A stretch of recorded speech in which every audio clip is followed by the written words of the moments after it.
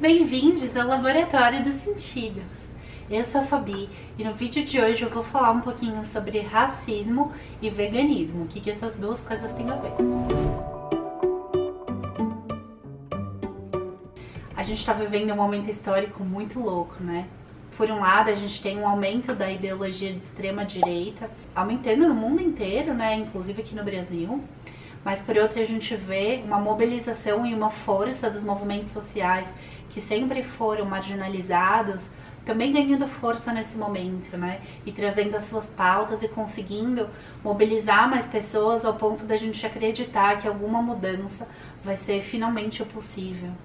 Por conta de alguns eventos extremamente trágicos, tanto no Brasil quanto fora, essa pauta racista tem entrado com muita força na vida de pessoas que nunca olharam para ela.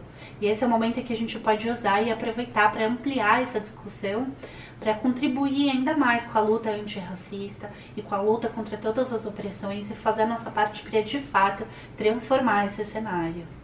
O veganismo tem sido acusado, e eu acho que com alguma legitimidade, de ser um movimento elitista, porque grande parte desse movimento foi cooptado pelo capitalismo. Aliás, como acontece com quase tudo, essa é uma característica do capitalismo, pegar tudo aquilo que é diferente, tudo aquilo que é marginal e transformar em produto. Se a própria cara do Che Guevara foi estampada e vendida em loja de marca, quem dirá o pobre veganismo? E aí fica parecendo que o próprio veganismo liberal está aumentando, mas na verdade eu sinto que é o veganismo que está aumentando. E com ele, é claro que uma parcela de pessoas que está dentro de um veganismo liberal, seja para ganhar dinheiro com ele, né, donos de empresas que querem surfar nessa onda verde, seja de veganos e consumidores, né, que não se importam tanto com a parte ética da história e não conseguem articular a luta vegana como uma luta política. Né? E sim acham que é uma questão simplesmente de uma escolha individual ou de uma escolha mercadológica. Mas se é verdade que o veganismo como um todo está aumentando, então por que esse grupo tem mais voz, né? Então a gente tem que pensar que esse grupo tem mais voz porque esse grupo tem mais dinheiro, né? É o grupo que consome mais e que está abraçado com o capitalismo, e é o grupo que também detém a publicidade e a propaganda e que quer fazer divulgação publicitária dessa ideia, né? Então eles aparecem muito mais, mas ao mesmo tempo a gente tem um movimento de base enorme, que é o movimento libertário, que é um movimento político revolucionário. E é sobre isso que eu queria falar com vocês.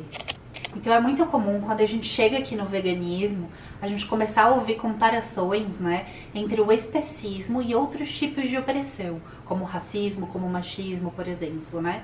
E o que a gente está querendo dizer com isso? A gente não está querendo dizer que é a mesma coisa você maltratar um animal, ou você maltratar uma mulher, ou você maltratar uma pessoa preta. A gente está querendo dizer que a ideologia que sustenta o machismo é exatamente a mesma ideologia que sustenta o racismo, e que é exatamente a mesma ideologia que sustenta o especismo. Porque você pode pôr e trocar esses grupos minoritários, a gente está sempre falando de uma relação de poder sobre o outro, de opressão sobre o outro, né? Uma valoração de o que é melhor e do que é pior. Então no caso do especismo, o especismo é o nome pelo qual a gente tenta descrever toda essa ideologia que acontece de opressão aos animais. Então é como se a espécie humana, né, ela fosse muito melhor e muito superior do que os animais não humanos, e por isso ela teria direito de exercer sobre os animais não humanos poder, dominação, que é exatamente o que a gente vê. A gente cria animais em condições absurdas para o nosso consumo, sem nenhum tipo de justificativa moral para isso.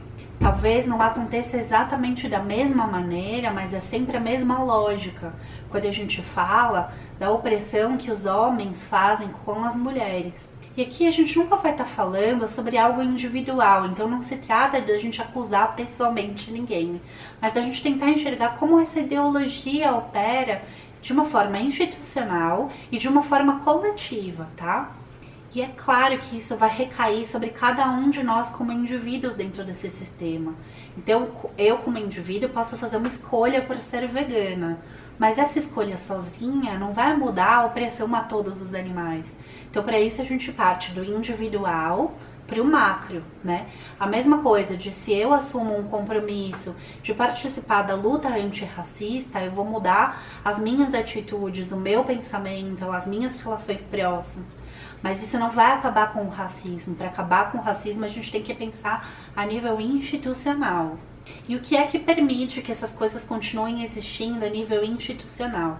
Então eu queria fazer uma comparação aqui dos termos que seria a branquitude com o carnismo, por exemplo. Então assim, primeira coisa é que eu não vou ficar me apegando aqui na parte teórica de dizer de onde estão vindo esses conceitos, mas eu vou deixar na box de descrição aqui para vocês as referências teóricas, caso vocês queiram aprofundar nesse assunto, tá? A ideia é a gente partir desses conceitos e fazer uma conversa aqui entre a gente.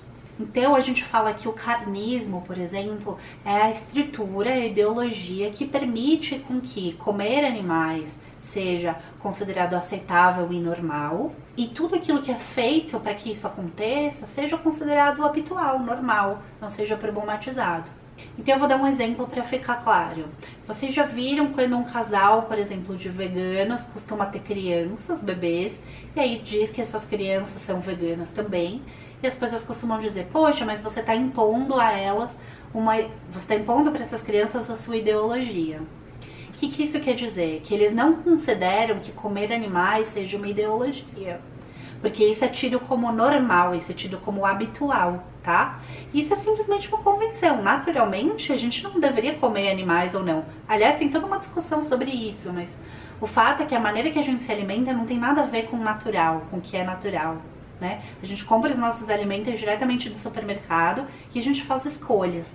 Pais que comem carne, pais que não comem e que dão carne para suas filhas e que não dão, fazem escolhas, mas a escolha por não comer animais parece uma escolha ideológica, enquanto a escolha por comer animais não parece uma visão ideológica. E isso vai acontecendo com várias coisas. Isso é só um dos exemplos de como opera, né, o carnismo. E a mesmíssima coisa a gente poderia falar sobre a branquitude. Então a branquitude é a ideologia que faz com que a pessoa branca seja considerada o padrão, o normal, né? E qualquer coisa que seja diferente da pessoa branca é considerado como o desvio, apesar de a gente ter um número maior de pessoas negras no Brasil do que de pessoas brancas. As pessoas brancas continuam sendo consideradas como o padrão. Então um exemplo que a gente poderia pensar aqui, que a gente pensou rapidinho, é assim, todas as representações de filmes e de telenovelas e de tudo isso são com pessoas brancas, né? E aí, quando tem algum protagonista, algum personagem importante que é negro, por exemplo, isso também recebe uma crítica de, vocês estão querendo ser politicamente corretas, por exemplo, né? Porque o negro é visto como o desvio do branco, certo? E não como uma pessoa em si mesma, né? Como um indivíduo em si mesmo. Enfim, então é sempre visto a partir do padrão que está estabelecido.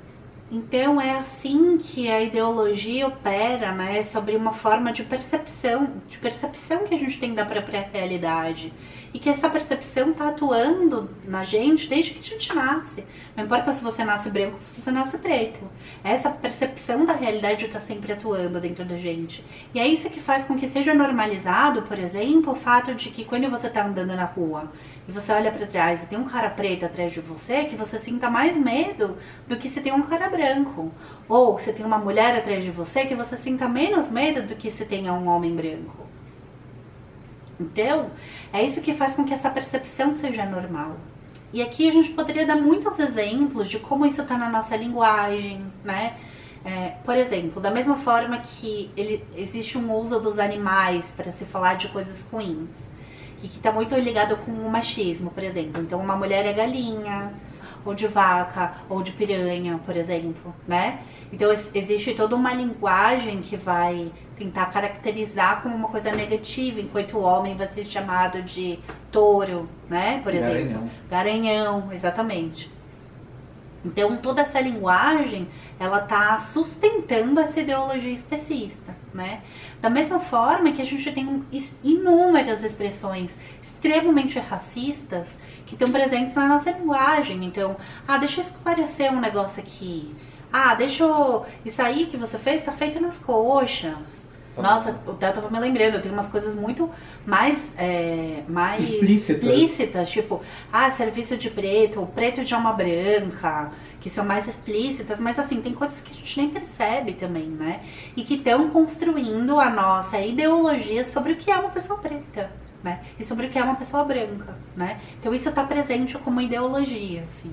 Então toda essa ideologia, ela tá sustentada numa outra ideologia que é o capitalismo.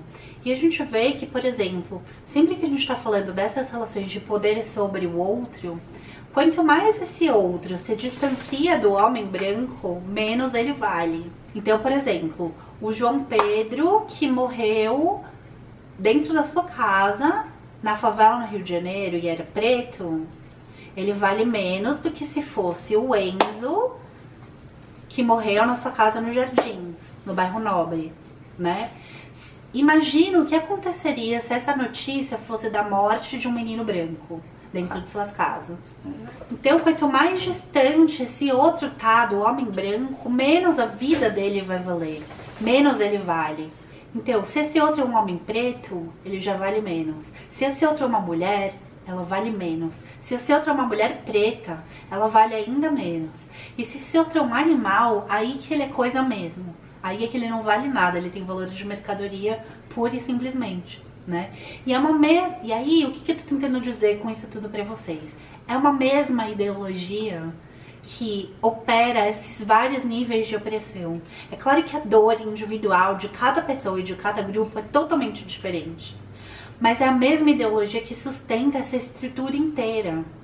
Então o nosso papel é acabar com essa ideologia. E o nosso papel enquanto veganos, no meu ponto de vista, é fazer com que a nossa luta pelo direito dos animais seja uma luta pela libertação de todas as pessoas, de todos os grupos oprimidos. A gente precisa articular essas lutas, a gente precisa não esquecer dessa estrutura de poder que está sustentando todas as opressões. Então a minha intenção é que esse vídeo fosse o início assim, de uma conversa entre a gente, e uma tentativa também de que a gente possa se mobilizar assim com mais consciência, sabe? Para caminhar para uma sociedade que a gente acredite mais, né? Pelo menos do meu ponto de vista, uma sociedade onde eu gostaria de viver, sabe? E eu queria ouvir como isso está acontecendo em vocês. Tenho certeza que cada um de vocês tem as suas particularidades e tem os seus desvios. E eu queria muito saber como que isso tudo está acontecendo para vocês. Deixa aqui no comentário, por favor, se você puder, me contando um pouco da sua experiência e vamos pensar junto em como que a gente pode amplificar, né, essa força e essa voz para transformar esse mundo, tá bom? Então eu aguardo vocês aqui embaixo nos comentários. E não esquece de se inscrever aqui no canal se você não for inscrito. E compartilha esse vídeo também com algum amigo que faz parte dessas lutas, pra gente continuar conversando e construindo essa transformação. Um beijo muito grande, amo vocês!